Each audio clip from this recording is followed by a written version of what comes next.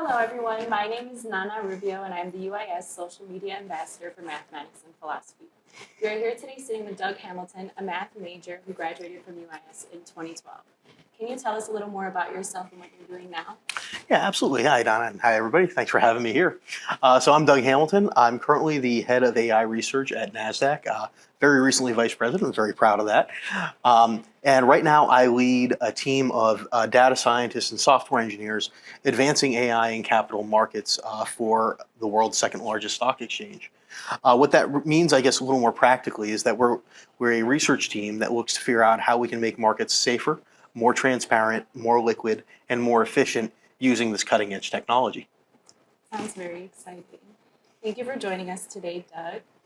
We're excited to learn more about your experience and expertise in the field of AI and financial markets. Let's dive into some questions to learn about your background and insights. First, can you describe your transition from analyst to becoming a management?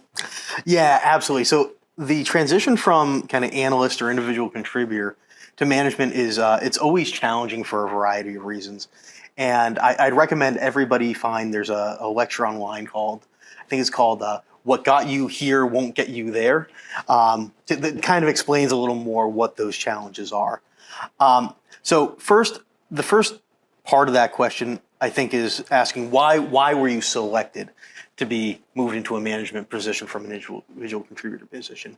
And I think the reason for that is that early on in my career, I made it very apparent that I'm not just interested in solving difficult technical problems, which I am, certainly, but also then very interested in their application and how they help the business make money, because that's the job of businesses, is to make money. If you work for if you're doing the same thing for, say, a nonprofit, it would be how it impacts some of their core KPIs, right?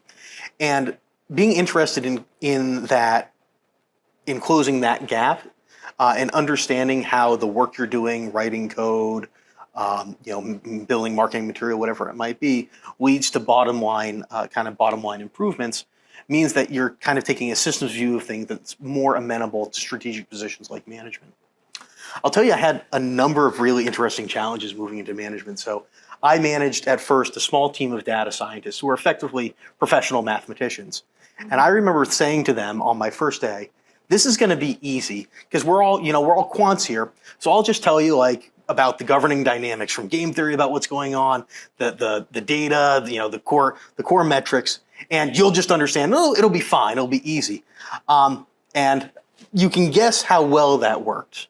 Not so well, because it turns out they're still people. They still have wants and desires and careers they want to manage. So there's definitely a learning curve there. And I think over time, learning to manage, learning how to use kind of the new hard authority that you find in a management position, learning how to both be a strategic thinker as well as more of a people-centric and empathetic thinker, which was very hard for me, as well as how to make sure that you keep people interested and empowered to solve problems is a challenge that you kind of learn on the job and have to continually learn, and is really specific to the team that you have, rather than something that's very general that you can just learn, unfortunately. So I guess my advice to people would be really try to take a systems and more strategic view of the individual contributor work you're doing, get your foot in the door, and then fake it till you make it. I love that. Yeah. That's a quote I resonate very well with. Can you discuss any notable successes or achievements you have had in your career related to AI and data science? Absolutely. So I'll tell you about a few of them. So the first one was, and I was telling this story earlier, my first day as a data scientist, or my first weekend as a data scientist, I was working for Boeing at the time. And I was working on a natural language processing problem. Yeah, I was wet behind the ears. I'd been working for them for maybe a few days. I was the first external data science hire that they had. And I was doing this project and I was wrapping it up. And the project was about figuring out where defects were occurring in the manufacturing line for the 787. And as I was wrapping up, what was exciting was, one, I was able to make a very specific recommendation about what they should do to reduce this rework that would save them, $50 million a year. So that was really cool. What was also really cool about it is I remember telling them towards the end, if we wanted to go further, we should go find the company's expert in NLP, natural language processing, talk to them to get a better consultation. There was a hush around the room. And at that moment, I said, oh, right, Yeah. that's me. So that's certainly very memorable. I think other memorable moments in my career include the first patent I ever got granted was at Nasdaq around the automated extraction of investment signals from something called alternative data. That was really exciting. Certainly moving into management was a very exciting and challenging task. And I think most recently we launched at Nasdaq, it was a pet project of mine that I put a lot of political capital down for. And trust me, there's nothing more terrifying than when you've been telling people for a year that something's going to work and make money. And everybody's kind of like, all right. And we'll see. Yeah, we'll see, which is kind of code word for if it doesn't, we won't see. And this is a project looking at how we manage our options markets, more specifically, how we list something called strikes, which are the specific contracts on an options market to the world. And there's a huge number that we list. Most don't trade. So this was an attempt to kind of right shape the options that we allowed to trade on our market with the actual demand for those options. Turns out it's working pretty well, and it's generating multiple millions of dollars a year for something that operationally we spend about $5 to $10 a month to run. So that was a huge weight off my shoulders. It was also a great proof point of AI for the company. As it should. Yeah. That's very interesting, Yeah. and that's really cool. You got a patent. Yeah. That's something that I would be very proud of, and I would show off Yeah. as well. Yeah.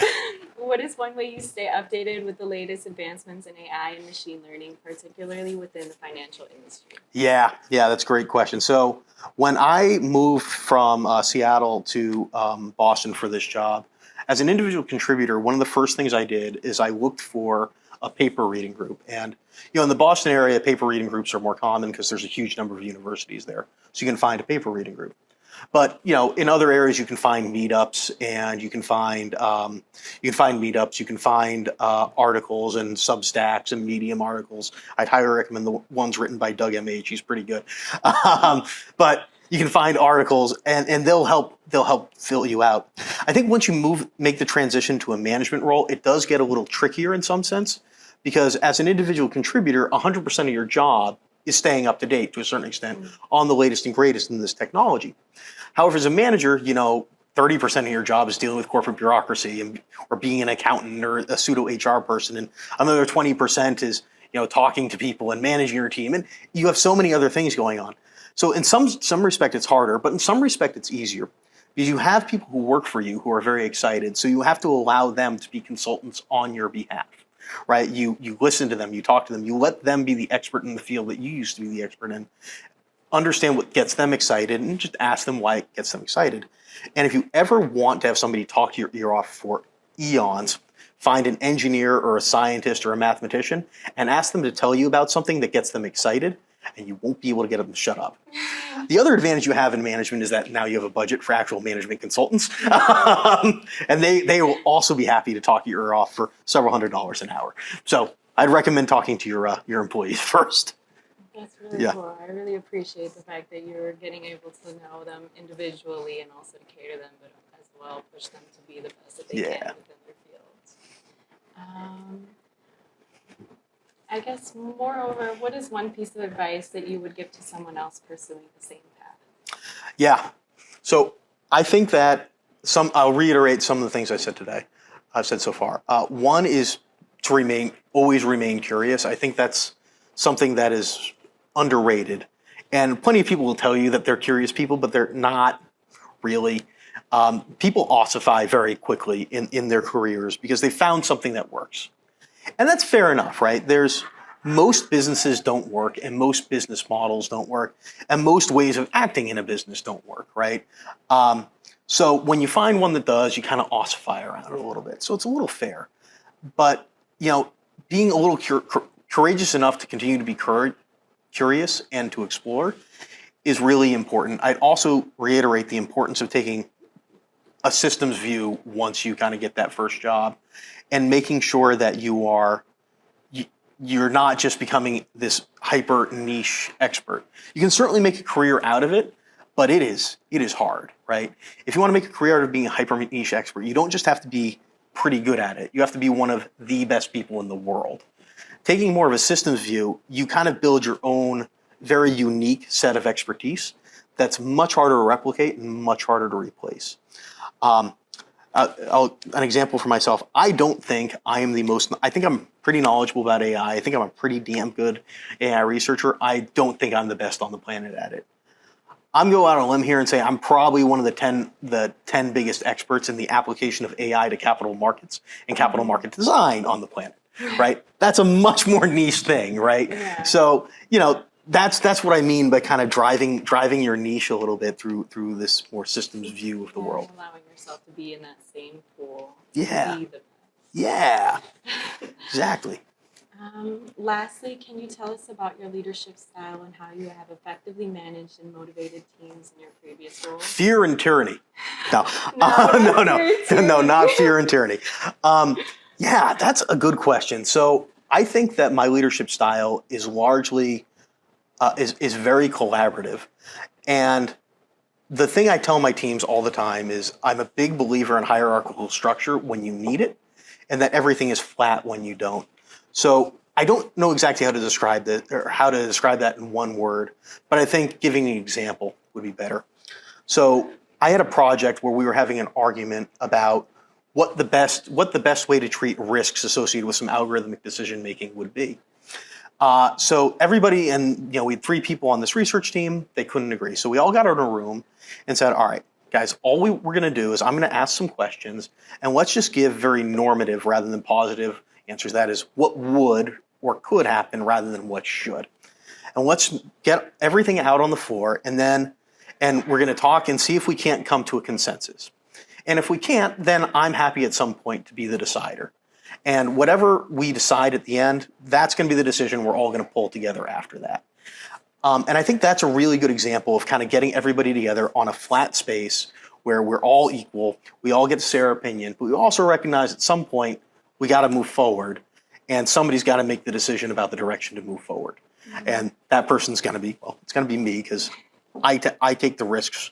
Ultimately, all the risks associated with that decision are tied up in my role. Mm-hmm. So I think that kind of explains the style I have, right? It's hierarchically collaborative, I would describe it. It's allowing everybody to have the floor, but at the end of the day, everybody was heard. But the decision ultimately lies in your hands. Right. And ultimately, it has to get made. Yes. Yeah.